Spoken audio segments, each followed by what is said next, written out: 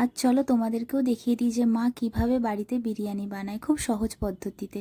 প্রথমে কুচিয়ে রাখা পেঁয়াজগুলো গরম তেলের মধ্যে দিয়ে দিল, লাল লাল করে ভেজে নিয়ে তুলে নেবে এগুলো। তারপরে সিদ্ধ করা আলু, এটার মধ্যে নুন সামান্য হলুদ দিয়ে সিদ্ধ করেছে, কারণ এটা আমরা কালার ইউজ করব না, কারণ আমাদের এটা বাড়িতে খাওয়া হচ্ছে আর কালারটা আমাদের সবারই শরীরের পক্ষে ক্ষতিকারক, তাই আমরা কালার ইউজ করব না। তো এইগুলোকে একটু এপিট ওপিট করে লাল লাল করে ভেজে নিল, আর ডিমটাকেও হালকা করে ভেজে নেবে মা। এইবারে একটা বোলের মধ্যে নিয়ে নিয়েছে টক দই, পরিমাণ মতন আপনারা যেরকম মাংস নেবেন সেরকম টক দইটা নিয়ে নেবেন। সাথে পরিমাণ মতনই নেবেন গুঁড়ো লঙ্কা, যে যেরকম ঝাল খায়। তারপরে নিয়ে নেবেন 2 চামচ বিরিয়ানির মশলা, যেটা ছাড়া বিরিয়ানি অসম্পূর্ণ।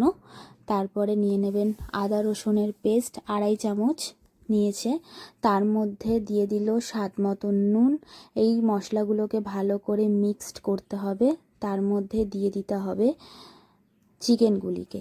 তো এই মশলাটা আগে তৈরি করা হয়ে গেলে তার মধ্যেই দিতে হবে একটু কেওড়া জল, 1 চামচের মতন কেওড়া জল মা দিয়েছে এর মধ্যে, সেটাই তোমাদেরকে দেখাবো। তো দেখে নিই চলো। এই যে দিয়ে দিল 1 চামচের মতন কেওড়া জল, সেটাকে মিক্সড করে এবারে দিয়ে দেবে চিকেনগুলিকে। চিকেনগুলি ভালো করে মিক্সড করে রাখতে হবে 1 থেকে 1.5 ঘন্টা। যতক্ষণ রাখবেন তত বেশি ভালোভাবে মাংসের মধ্যে মশলাগুলো ঢুকে যাবে, আরও বেশি টেস্ট হবে খেতে। তো আমরা মিনিমাম 1 ঘন্টার মতন রেখেছিলাম। তো মিক্সড হয়ে গেলে তারপরে এবারে চলো চলে যাই রাইসটা বানাতে। এখানে রাইসের জন্য গোটা সব মশলাগুলো নিয়ে নেওয়া হয়েছে, যেগুলো ফুটন্তে জলের মধ্যে দিয়ে দেওয়া হয়েছে। এইবারে 10 মিনিট ফোটার পর দিয়ে দিতে হবে রাইসগুলিকে। রাইসগুলি 5 মিনিটের মতন ফুটলেই হয়ে যাবে।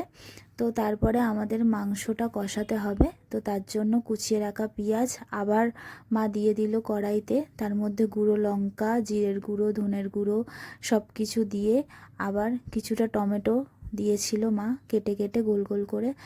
মশলাটা ভালো করে কষানো হয়ে গেলে এবারে যে ম্যারিনেট করা চিকেনগুলো রেখেছিল সেই চিকেনগুলো মা দিয়ে দিল।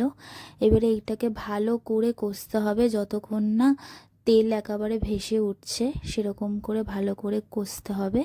দেখো, এই দেখো এরকম পুরো তেলটা আস্তে আস্তে করে ভেসে উঠবে, মাংসটা পুরো কষানো হয়ে গেছে। এইবারে এই কষা মাংসের ওপরে দিয়ে দেবে বেরেস্তা কিছুটা, সেটা ভালো করে মিশিয়ে নিতে হবে। এইবারে চলে যেতে হবে দুধ দিয়ে, এই যে কেওড়া জল, দুধ, তার মধ্যে গোলাপ জল, কিছুটা আতর, এগুলো দিয়ে ভালো করে মিক্সড করে নিতে হবে। তারপরে একটা হাঁড়ির মধ্যে যে দমে বসাবে সেই হাঁড়িটার মধ্যে কিছুটা ঘি দিয়ে ভালো করে মাখিয়ে নিতে হবে হাঁড়িটাকে।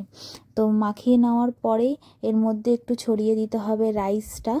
এবারে রাইসটা অল্প ছড়ানোর পরে এবারে বেশি করে রাইসটা দিয়ে এর ওপরে চিকেনগুলিকে ভালো করে সাজিয়ে দিতে হবে, তার সাথে আলুগুলোকেও দিয়ে দিতে হবে। তো এরকমভাবে 2টো লেয়ার আমাদের করা হয়েছিল। তো দেখে নাও কীরকমভাবে সাজানোটা হয়েছে। এই যে চিকেনগুলো মা দিয়ে দিল, তার মধ্যে আলুগুলোও দিচ্ছে। এবারে কেওড়া জলের যেই মানে দুধের যেটা করে রেখেছিল সেইগুলো মা দিয়ে দিল। দেওয়ার পরে এরকম করে করে ঘি ঠি দিয়ে এবারে দমে বসানোর জন্য এবারে ঢাকাটা আটকে এবারে মিনিমাম 20 মিনিট দমে বসিয়ে রেখেছিল। সাথে দেখো যে ডিমগুলো ভেজে রেখেছিল সেই ডিমগুলোকেও দিয়ে দিয়েছে, আর ওপর থেকে আবার কেওড়া জল, আর সাথে যেই আমাদের তেলটা যেই বেঁচেছিল, যেটা আমরা কালার না দিয়ে যেটা আমরা বানাচ্ছি, যে চিকেনের যে তেলটা দেওয়া হয়েছিল সেটাই কালার হিসাবেই কাজ করবে এখানে। তো ওই তেলটাই ওপর থেকে দিয়ে দেওয়া হয়েছে যাতে কালারটা না দিতে হয়।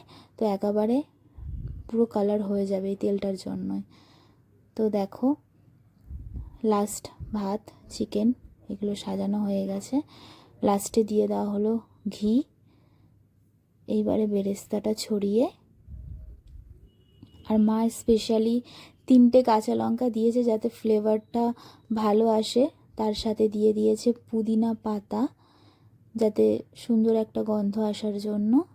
সেটা তোমরাও করতে পারো, মা এরকমভাবেই করে বিরিয়ানিটা। এই যে দম থেকে থেকে মা বিরিয়ানিটা নামিয়ে দিয়েছে। এবারে মাই আমাদেরকে সার্ভ করবে বিরিয়ানিটা কেটে। খুব সুন্দর হয়েছিল, টেস্টি হয়েছিল বিরিয়ানিটা। তোমাদের যদি ভিডিওটা ভালো লাগে তাহলে লাইক করে দিও। বাই, ভালো থেকো।